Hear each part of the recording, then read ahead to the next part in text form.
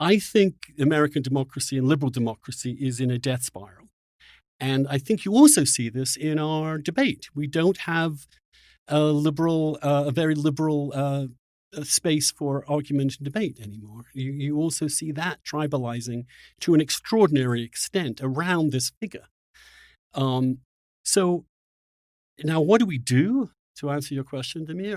I think Biden, whether by luck or design or chance or genius, has figured out by far the best way of doing this. And he won. The Democrats didn't really do that well. He managed to get there. Why?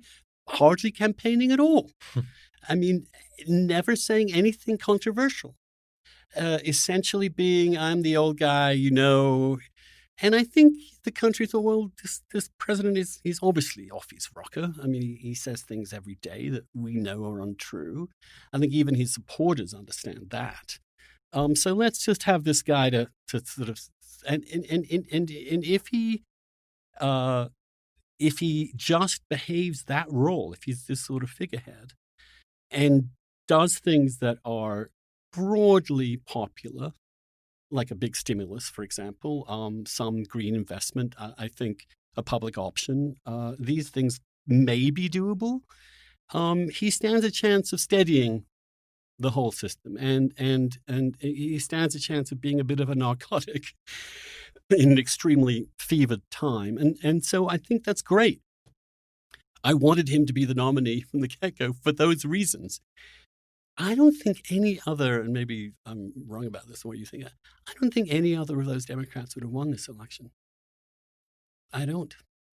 Yeah. And it's telling to me about the strength of the Democratic Party. It doesn't have someone who could have done that, except for this guy. This old guy. But even then, we cut it pretty close. I mean, that night just about a month ago was pretty scary in that, it became clear that the margin was actually wider than we thought at that particular moment. But I think that I was in an election party, actually Demir was there too, where I think a lot of us were like, it really shouldn't be this close. The fact that there are 3 or 4 states where the margins are so slim. Here's a uniquely polarizing and I would say shitty president, Donald Trump.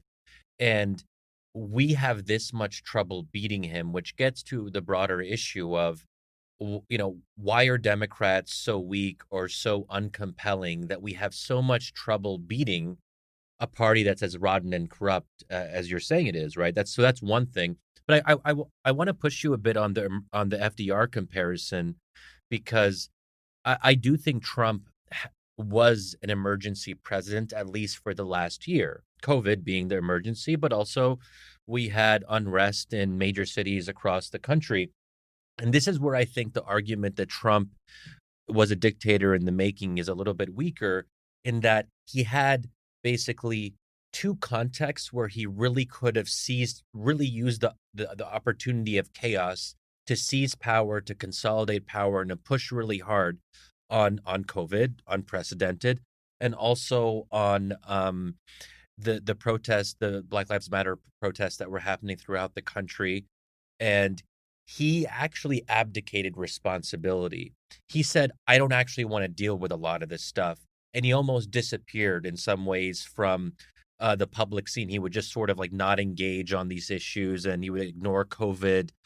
He would threaten about sending troops in. He did send, agents in Portland and things like that. But for the most part, he left it up to states and localities to deal with their own issues. Now, that tells us something that in any other situation, any other dictator type person would have said, here is my opportunity. And Raz Doubt has really made this case quite a bit. I think it's pretty compelling. And so that's one. So he had his chance. Does that tell us something about the limits of this would-be authoritarianism? I'd just be curious how you would respond to that specific aspect. And now maybe it would have been better if you had a national approach, an aggressive approach to COVID. That's a different issue, which is interesting, that I think that in an ideal world, some on the left might have wanted the president to really take control, but it's also be careful what you wish for. Would we really want Trump to be extremely involved on COVID response and try to interfere with what states are doing and apply some uniform approach? It's also, so that's actually the blessings and the curse of our system, in some ways.